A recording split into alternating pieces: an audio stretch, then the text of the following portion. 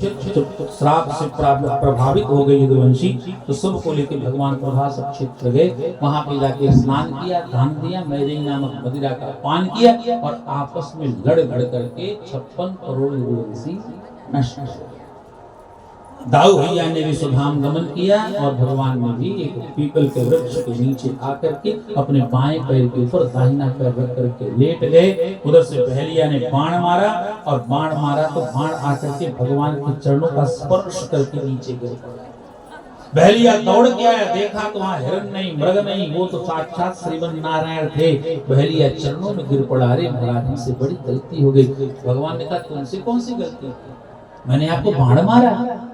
भगवान ने कहा तू हमें बाण का मारेगा। भगवान ने बड़ी प्यारी बात कही बहलिया से, मां भैर्जर त्वमुत्तिष्ठ काम ईश कृतो हि मे।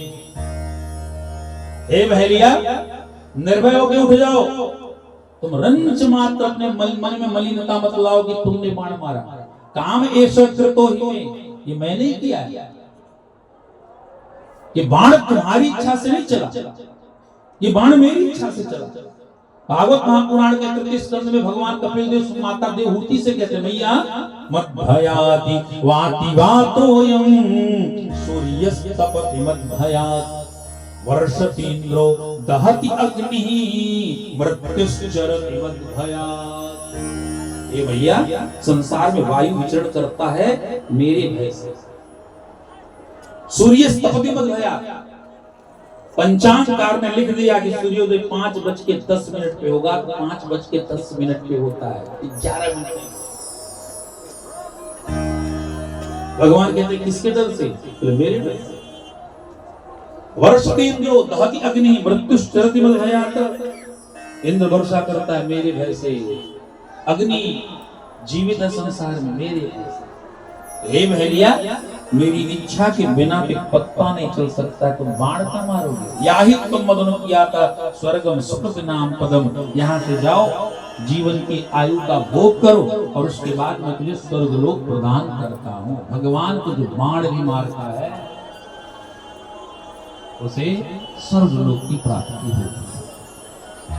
इंद्र देवता इंद्रलोक में, रुद्र देवता रुद्रलोक में, ब्रह्म देवता ब्रह्मलोक में, यम देवता यमलोक में बैठ करके प्रतीक्षा कर रहे हैं, भगवान इधर से जाएंगे, भगवान इधर से जाएंगे, हम फूल फेंकेंगे, हम स्वागत करेंगे। अचानक बिजली चमकी और भगवान का विग्रह उसी विद्युत प्रकाश में समाहित हो गया है। बोलो कृष्णचंद्र भगवान की। भगवान के स्वधाम गमन के बाद कलयुगी राजाओं के वंश का वर्णन किया। कथा सुनाते सुनाते आ गया है 7वां दिन। स्वामी सुखदेव जी राजा परीक्षित से कहते हैं कि राजन अब हम जाएं। राजा परीक्षित बोला महाराज आज ही जाओगे? बोले हाँ, आज 7वां दिन है, तक्षक नाग आएगा, दसेगा, बताओ क्या होगा? राजा परीक्षित बोला तक्षक नाग आएगा, दसेगा, मर जाएगा। स्वामी सुखदेव जी को बड़ा कष्ट।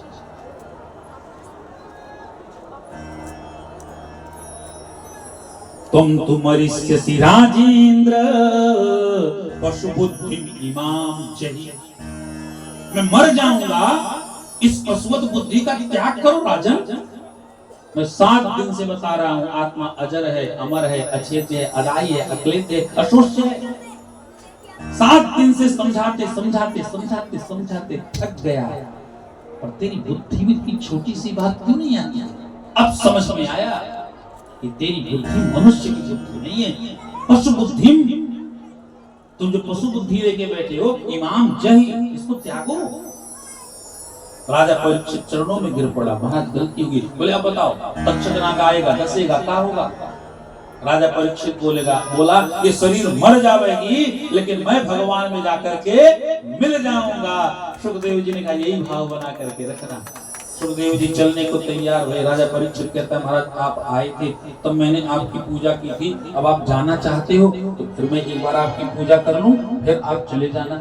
सुखदेव जी ने कहा ठीक है। राजा परीक्षित खड़ा हुआ और खड़े होकर के सुखदेव जी का पूजन किया, और पूजन करने के बाद हाथ जोड़ करके सुखदेव जी से स्तुति करता है। महाराज जाते जाते ये वरदान दे गए आइए हम सभी लोग मिलकर के सुखदेव जी को विदा करते हैं।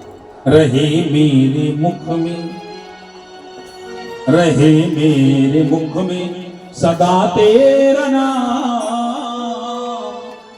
रहे मेरे मुख में सदा तेरा नाम, ओ राधा के